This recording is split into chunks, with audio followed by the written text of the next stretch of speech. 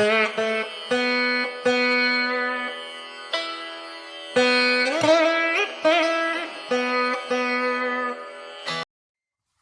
friends, welcome back to our Bhagavad Gita series. We are on verse 37 from chapter 2nd.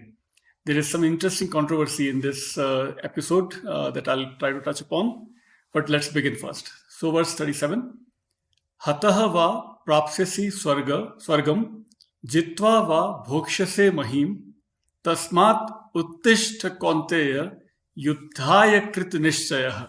Alright, so Krishna once again applying all kinds of psychological techniques in trying to convince Arjun to fight. Here he says, Hatahava, if you are slain, if you are killed in this war, prapsyasi swargam, you will obtain the heaven, the paradise. So if you are defeated in the war, if you are slain in the war, killed in the war, you will still obtain the swarg, the heaven.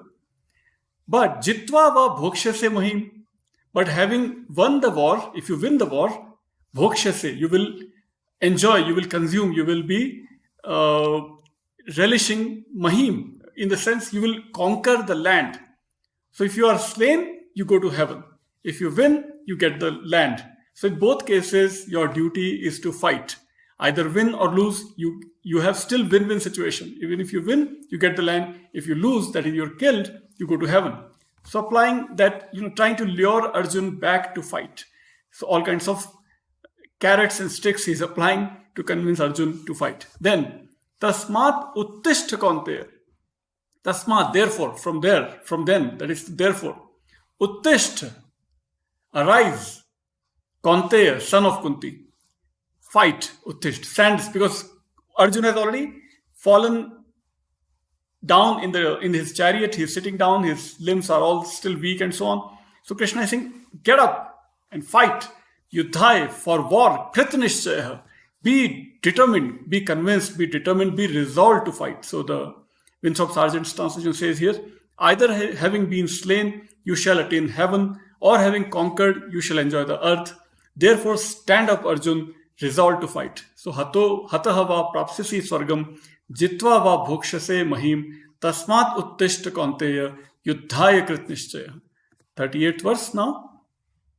Sukha dukhe samay kritva labh alabhav jaya ajayau tataha yuddhaya yujjasva na evam papam avapsasi.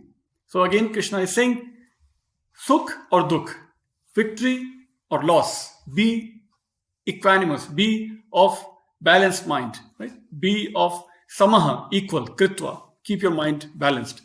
Labha, alabha, profit, loss, jaya, ajaya, victory, defeat, sukh, dukh, sorrow or happiness. Tataha, be of equal mind, be balanced mind. Tataha yuddhaya, therefore, for war, yujjasva, be united, be yoked, right? Yujjasva, root word yuj of yog. Yoga comes from the root word yuj. Yuj means to unite, to yoke in English. So yuddhaya, for yudh, for war. Yujjasva, second person singular. Join the fight, literally. Join the fight, join the battle, join the war. Be involved in the war. Na evam papam avapsasi, so that you do not incur pap, sin or evil or pap. You should not obtain. If you abandon the war, you will obtain only pap. But be active in the war, be involved in the war, and keep your mind balanced. Sukha dukhe samay kritva, labha alabhav jaya ajayahu, tataha yuddhaya yujjasva, na evam papam avapsasi, holding pleasure and pain to be alike, likewise gain and loss, victory and defeat, then engage in battle, thus you shall not incur evil. 39th verse. Now comes the controversy here, interesting controversy. Eshaha te abhihita sankhye buddhihi yoge tu imam shrunu buddhaya yuktaha yaya partha karma bandham prahasyasi. Esha te abhihita sankhye. This is what has been explained or has been mentioned or has been spoken about in Sankhya. Now, Sankhya word here is a really deep meaning, deep word. It can be very deep meaning because Sankhya Yoga is an important branch of the Shad Darshan of Indian philosophy. There are 6 astic system of philosophies, 3 Gnostic systems of philosophy. Gnostics are the Buddhists, Jains and Charvakas. Astikas are, one of the Astikas is Sankhya Yoga, right? Vedanta and Sankhya and Vaisheshika and so on. But Sankhya here, Sankhya actually means simply number. Sankhya is number.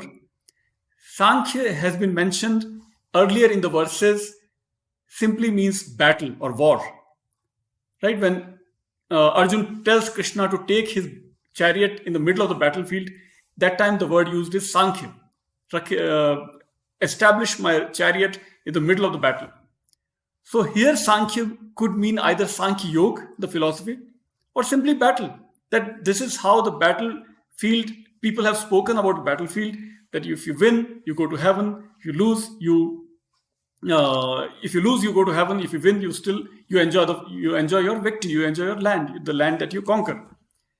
So all the translations I referred just to prepare for this episode by Lokmanya Tilak, Mahatma Gandhi, and various Swamijis, even the Sir Arnold's translation done during the British Raj, everybody has missed these 2 interpretations of the word Sankhya. Sankhya has 2 meanings, Sankhya Yoga, and Sankhya simply means battle. So is it battle or Sankhya Yoga? Everybody has jumped onto the word interpretation Sankhya Yoga. That Sankhya Yoga says sannyas. And now Krishna is transitioning from Sankhya Yoga to Karma Yoga. They have just applied their own interpretation. There is no such mention in the original Sanskrit. That is why I'm using Winthrop Sargeant's translation published by SUNY Press in New York, where he is not putting his 2 cents of philosophy. Everybody else is so eager to bring the Hindu philosophy of renunciation or Karma Yoga. Tilak says, enough of renunciation, now act in Karma Yoga. And everybody else tries to do the similar, interpolation of their own biases, their own philosophical preference, they insert into the main text. Winthrop Sargeant is not doing that, and I'm sticking to Winthrop Sargeant. I don't want to bring here Sankhya Yoga or Karma Yoga. No, there is no such division as yet, at least to my understanding. He is simply saying, this is how it has been mentioned in Sankhya. In Sankhya means, probably he's talking about, this is how the warriors have prepared to fight in the battle, that if you win, you enjoy. If you lose, you go to heaven. That is simple statements he has given so far. There is no deep philosophy as yet. So why should we interpret Sankhya to mean Sankhya Yoga? That is my contention. All right, the next part of the second verse, 39th verse. Esha te abhihita Sankhya. This is how it has been mentioned in the Sankhya. Buddhihi yoge tu imam shrunu. So now, listen to me, tu imam, this, shrunu, listen. Yoge, with yoga, buddhihi yoga. Now people have interpreted buddhi yoga to mean karma yoga or whatever. This buddhi yoga could simply means that you apply your mind, your intellect, and listen to me carefully, Arjun. It's simply Krishna is talking to Arjun. And he's invoking his intellect, buddhi. Buddhaya yukto yaya partha, Arjun. And by yoking your intellect to my speech, karma bandham prahasyasi. You will break the bondages of karma, your action. Because Arjun is developing new bonds in his mind, attachments even to Kauravas, and of course to Bhishma, Drona and other and his elders. So he is reluctant to fight. Krishna is simply saying, apply your intellect, listen to me carefully, and if you listen to me carefully and if you follow me, you will break the bondages of attachment. That is my humble submission, my humble interpretation, which is different from all the major commentators that I've referred so far. So 39th verse to complete. This insight is wisdom. Okay, here translation Winthrop Sargeant is also bringing Sankhya, unfortunately. This insight is wisdom as declared in the theory of Sankhya, which I was reluctant to bring in, but here he goes. Now here it is as applied in arduous practice. Yog with this determination, Arjun, you shall rid yourself of the bondage of karma. So yes, karma bondage, everybody's translation says that you need to break the bondage of attachment. But that bondage you break, I think Krishna is saying simply by following his words, by listening his words with intellect. I don't think there is a distinction here between renunciation and karma yoga yet. I know it's coming up soon. Karma yoga is coming up very soon. In fact, Lokmanya Tilak calls Bhagavad Gita itself as Karma Yoga Shastra, that the Bhagavad Gita is all about Karma Yoga. And partially right, I partially agree with that. But it is not just Karma Yoga. He is not yet, at least, because Bhagavad Gita is about Bhakti Yoga, Jnana Yoga, Karma Yoga, Raj Yoga. All the yogas are mentioned in different parts of the Bhagavad Gita. So why should we make this distinction so early? This is the 39th verse in 2nd chapter.